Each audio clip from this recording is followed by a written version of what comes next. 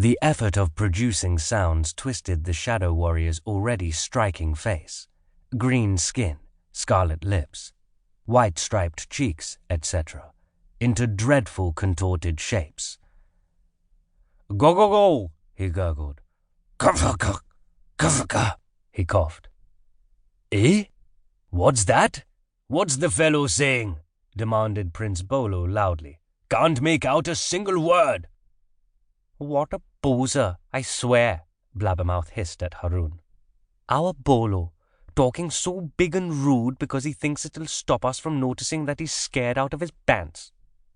Haroun wondered why Blabbermouth remained in Prince Bolo's service when she had such a low opinion of the gentleman, but he kept his mouth shut, partly because he didn't want her to say something cutting and scornful to him, partly because he had started to like her a good deal, which made any opinion of hers okay with him, but mostly because there was a giant shadow with a huge sword looming over them, and a warrior grunting and spitting at them from a few feet away, and in short, this was no time for chit-chat. "If, as it is said, people in the land of Chup hardly talk at all these days because of the cult master's decrees, then it's not surprising that this warrior has temporarily lost control of his voice," Rashid Khalifa was explaining to Prince Bolo, who was unimpressed. "It's too bad," he said. "Really, why people can't speak properly? It beats me." The shadow warrior, ignoring the prince, made further rapid hand gestures at Rashid and managed to croak out a few words. "Murder," it said. "Spokok obinuya." "So it's murder he plans," cried Bolo, putting his hand upon the hilt of his sword. "Well, he won't have it all his own way, I promise him that." "Bolo," said General Kitab, "dash it all, will you be quiet? Spots and fogs, this warrior is trying to tell us something." The shadow warrior's hand movements became agitated and a little desperate. He twiddled his fingers into different positions, held his hands at different angles, pointed at different parts of his body, and repeated hoarsely, "Murder! Murder! Smok Obi New Year!" Rashid Khalifa smacked his forehead. "I've got it!" he exclaimed. "What a fool I am! He's been talking to us fluently all the time." "Don't be ridiculous," Prince Bolo put in.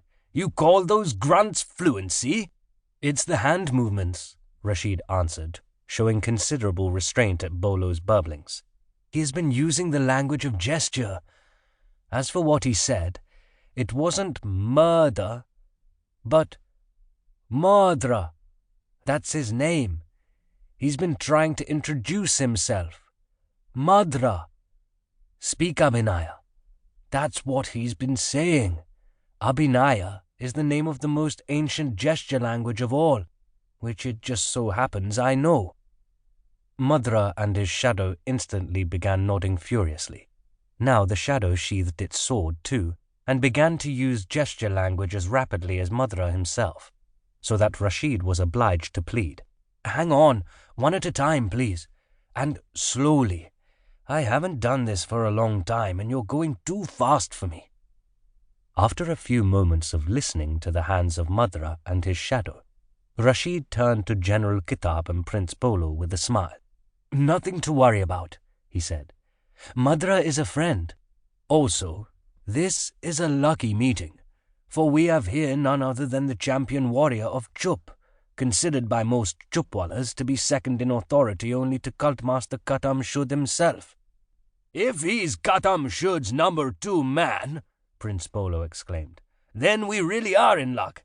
Let's seize him and put him in chains and tell the Cultmaster we'll only release him if we get Bajid back safe and sound." "And how do you propose to capture him?" General Kitab mildly asked. "I do not think he wishes to be captured, you know. Harumph." "Please, listen," Rashid urged. "Madra is no longer an ally of the cult masters. He has become disgusted with the growing cruelty and fanaticism of the cult of the tongueless ice idol Bezaban, and has broken off relations with Katam Shud.